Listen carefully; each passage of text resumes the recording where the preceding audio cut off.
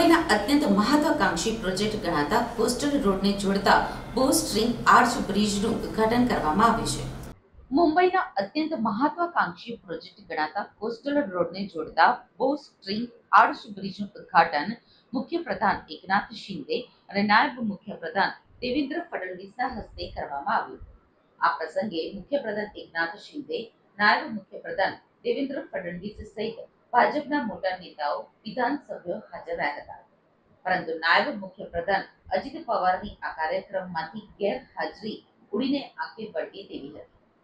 10મી જૂનના રોજ કોસ્ટલ રોડનો ઉત્તર બાજુનો મરીન ડ્રાઈવથી હાજી અલી જતો રસ્તો લોકોના ઉપયોગ માટે ખુલ્લો મૂકવામાં આવ્યો છે। ત્યારે 94 વર્ષ જૂની વિન્ટેજ રોલ્સ રોયમાં નીકાળવામાં આવેલી રેલીમાં એકનાથ શિંદે અને દેવેન્દ્ર ફડણવીસ સાથે અજીત પવારે પણ સવારી કરી હતી। હવે તમારે દક્ષિણ મુંબઈથી ઉત્તર મુંબઈ જવું હશે તો marine ડ્રાઈવથી coastal રોડથી Bandra Worli sea link મારફત સીધા જ તમે બાંદ્રા પહોંચી શકશો। હવે આ મુસાફરી 20 થી 25 મિનિટમાં પૂરી થશે। આ અગાઉ તે મુસાફરી 40 થી 60 મિનિટમાં પૂરી થતી હતી। આ બ્રિજને સોમવારથી શુક્રવાર સવારના 7 વાગ્યાથી રાતના 11 વાગ્યા સુધી ખુલ્લો મુકાશે અને મુસાફરી કરી શકાશે। શનિવાર અને રવિવારે મેન્ટેનન્સ માટે તે બંધ રાખવામાં આવશે। એની કોસ્ટલ રોડનો બીજો ભાગ ડિસેમ્બર 2024 સુધીમાં સી લિંક પહોંચવામાં ખુલી જવાની અપેક્ષા છે। આ ઉદ્ઘાટનના કાર્યક્રમ વખતે સીએમ એકનાથ શિંદે કહ્યું હતું કે આ પ્રોજેક્ટ શરૂ થવાથી સમયનો બચત થશે।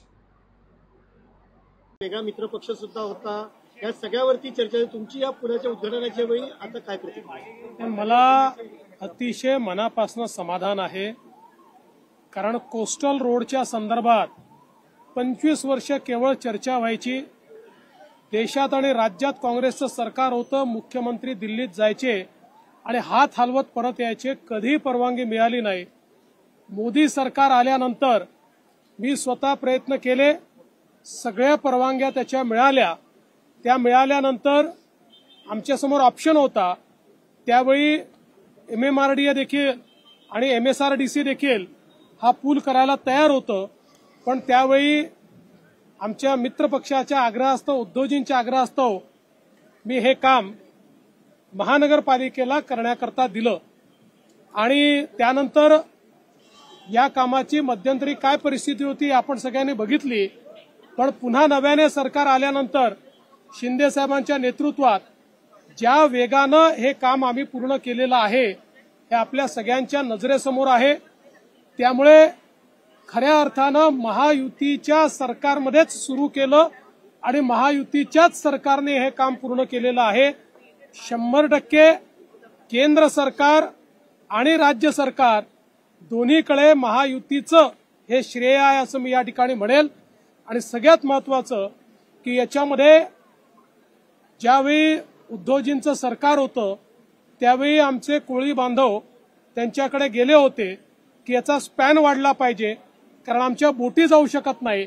त्यांनी नकार दिला, पण आमचं सरकार आल्यानंतर पहिल्याच बैठकीत मुख्यमंत्री एकनाथराव शिंदेंनी त्याला मान्यता दिली। अनेक आमच्या अधिकाऱ्यांनी सांगितलं होतं की याच्यामुळे थोडा वेळ जास्त लागेल। आम्ही सांगितलं तो जास्तीचा वेळ वेगाने काम करून आपण कव्हर करू, पण यांचा प्रॉब्लेम ॲड्रेस केला पाहिजे आणि तो ॲड्रेस झाला आणि आज हे काम पूर्ण झालेलं आहे। दुसराही स्पॅन हा लवकरच सुरू होणार आहे आणि त्यानंतर सीमलेसली या कोस्टल रोडवर आपल्याला प्रवास करता येईल।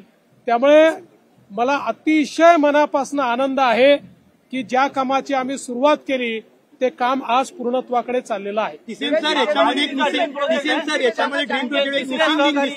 एक मिसिंग लिंक दिसते, अजित पवार अनुपस्थित आहेत।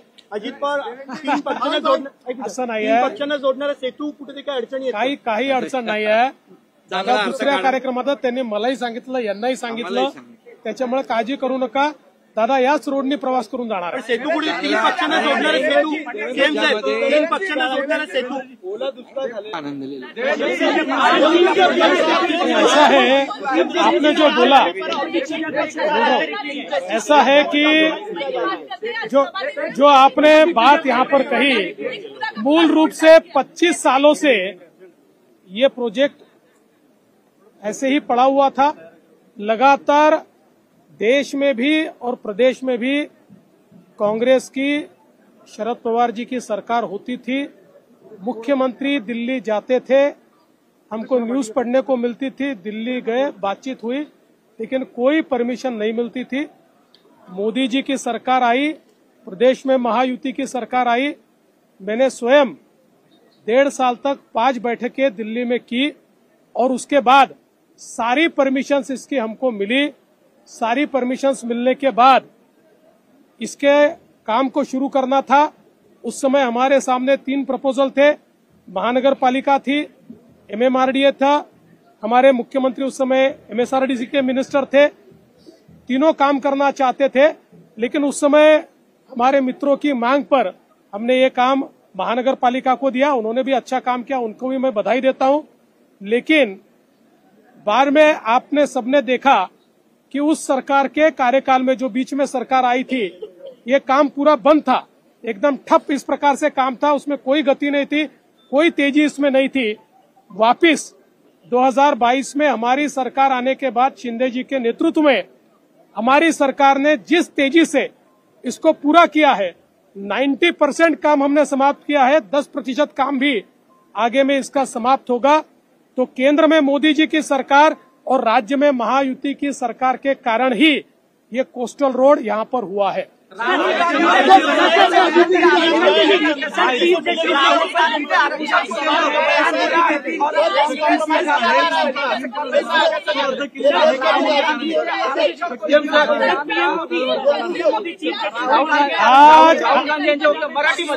बात सुन लीजिए, ऐका, आज कोस्टल रोड करता आपण या ठिकाणी आलेलो आहोत। एखाद्या दिवशी राजकीय नाही विचारलं तर चालतं, एखादा दिवस विकासाला देऊ आपण, इतकं चांगलं काम झालेलं आहे, त्यामुळे फक्त कोस्टल रोडवर आज कॉन्सन्ट्रेट करू।